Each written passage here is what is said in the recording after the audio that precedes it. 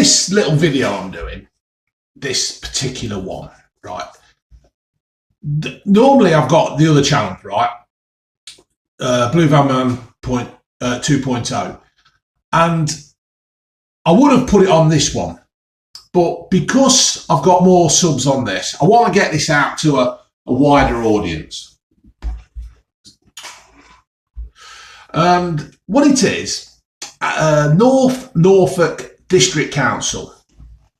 You know what, right? Some of these people in power, they never seem to amaze me on how up their own backsides they are.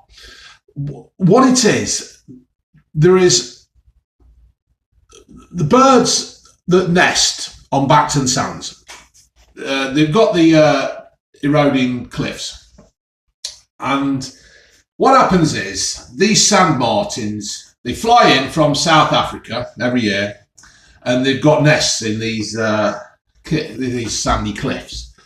So the good councillors, the council at North Norfolk District, they have come up with the bright idea, and you know it's took a lot of thinking. This has you can imagine them sitting all around the table eating loads of biscuits and drinking coffee and all this kind of stuff, making out they're all really important people doing a really important job because they all like the sound of their own voice. I know I like the sound of my own voice, right? But I would never, ever think of doing this. So these birds fly in from South Africa, so that's thousands of miles, yeah? They get through immigration and the borders and all that. They do all that, so they go through all that hard work, and then they get to these cliffs. And the council at North Norfolk District have decided to put nets over the cliff. So the birds can't get into the holes and the nests, and that's it, right?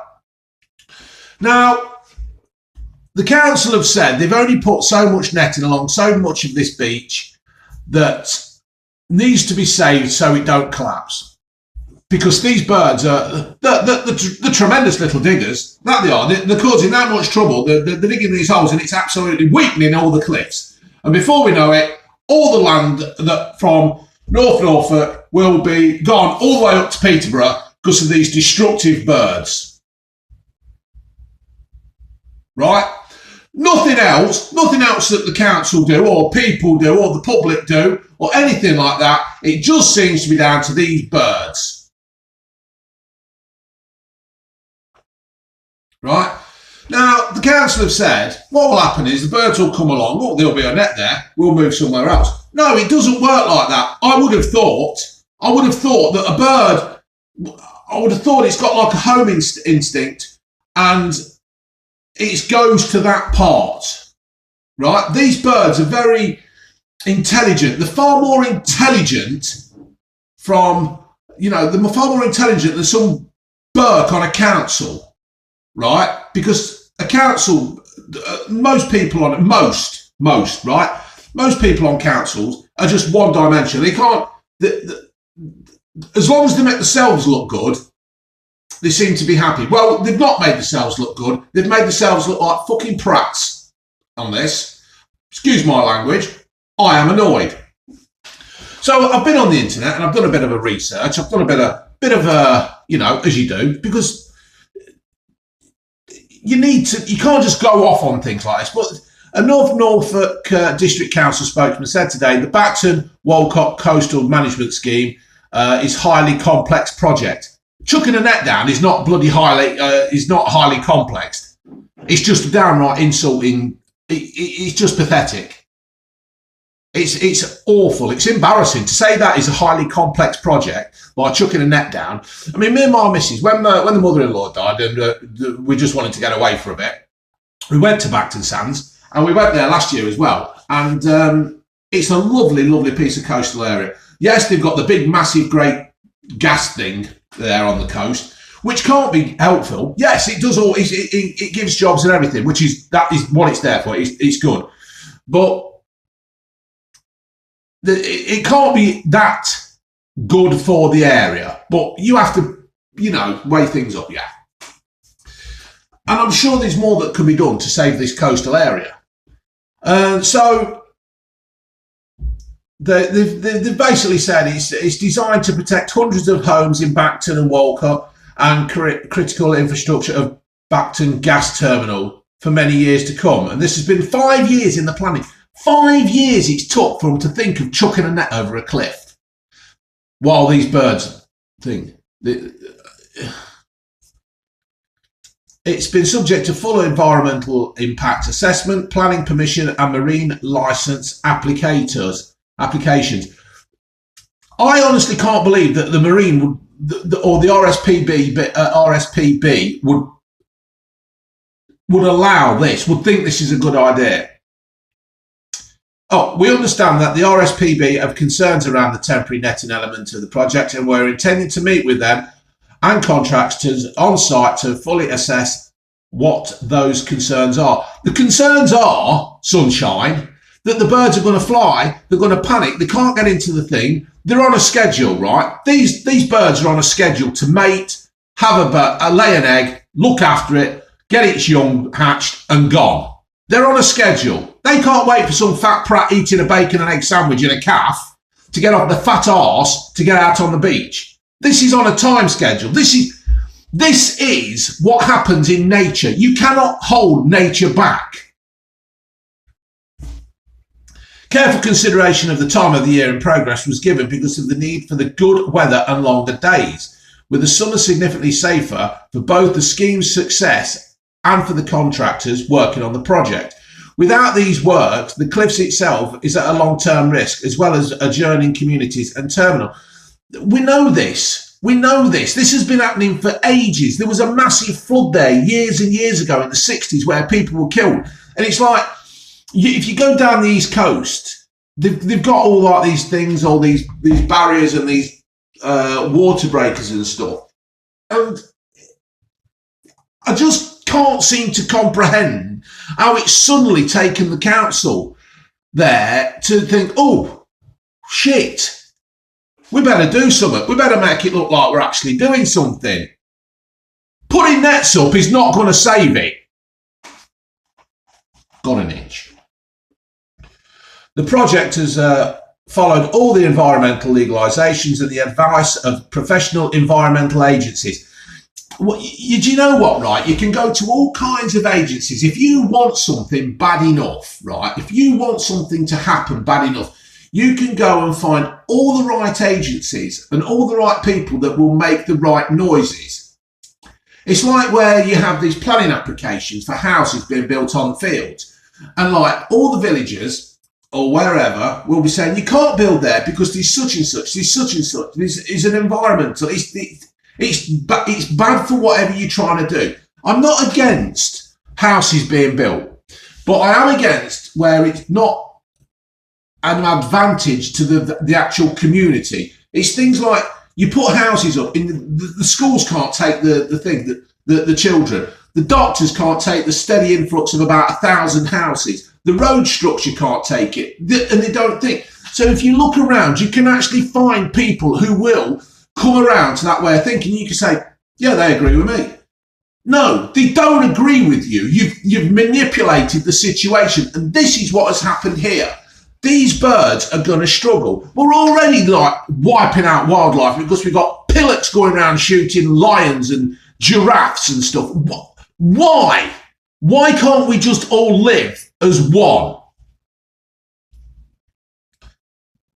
Right, and then they're on about this summer, 1.8 million cubic metres of sand will be placed on the beaches to provide a robust protection to Bacton Gas Terminal. This Bacton Gas Terminal is a very important thing to the area, right? But it seems to me like they're putting all their eggs into this one basket. And the villagers of Bacton and Walcott for a period up to 20 years. Now, this is all very good for 20 years, but surely you should be making preparations for beyond 20 years. 20 years is just why you councillors are sitting there on your fat arses doing nothing apart from patting each other on the back. This will create a extra depth of sand up to 7 metres against Bacton Cliff. I doubt that's going to do anything. That sand will just wash away. The netting has been here we go. The netting has been strategically placed to cover the minimum area possible to ensure the project can proceed. You've just, how far away is South Africa? What, 5,000 miles, 6,000 miles? I don't honestly know. I've never driven there. But for a little bird about yay big to fly all that to try to get to nest, and some prat has decided to put a net over it, unbelievable. So that it's been strategically placed to the minimum area possible to ensure the project can proceed, and this will be placed for the minimum period necessary. Well, what is the minimum period? Only unvegetated sections of the cliff have been netted, which are the actively eroded sections. Existing sand martins nests are regularly lost through erosions in the process. That, yes, it's going to happen, but you're just making the situation worse for the birds. The netting will temporarily restrict access for the birds for this one season and will be removed as soon as possible, as soon as the project is complete. So does that mean you're just going to do it for this season, or then you're going to do it again? There are 3 times a day check in place to make sure the netting remains in place and that no birds become entangled in the netting. I find that pretty hard to believe, right? That if you're about 30 foot up, if you're looking down and you're looking up 30 foot and there's a bird tangled, how the hell are you going to get it? What have you got? Are you going to climb it and make more mess of the beach and the cliff? You'd have been just best to leave it alone. And how much damage has been caused by putting these nets up and taking them down? There are alternative sand martin nesting sites. Well, that's all right then. Just put a sign up. Just put a sign up saying alternative nesting down here. 600 yards down there. Just fly on, not jog on, fly on. If you can hear something, they're having a new kitchen next door. So they've got to fly on the frontage of the northwest of the site, past Paston and Munsley, immediately to the west of these birds. They must have some kind of phone then. They can, they can just log in and they can just, alternative nesting areas in North Norfolk. And they're pecking away with the beak.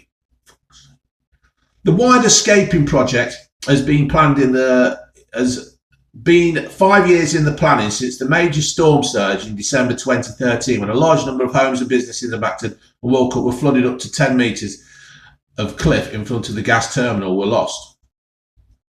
So they've lost land and all that, which is understandable, but this is down to the fact that they've not been doing something earlier. They've not been thinking ahead. They've not been thinking outside the box. They're just stuck in the ways. And this is like everything that happens in this country. It's all down to bad management. All bad management. Anything that goes bust, it's bad management, yeah?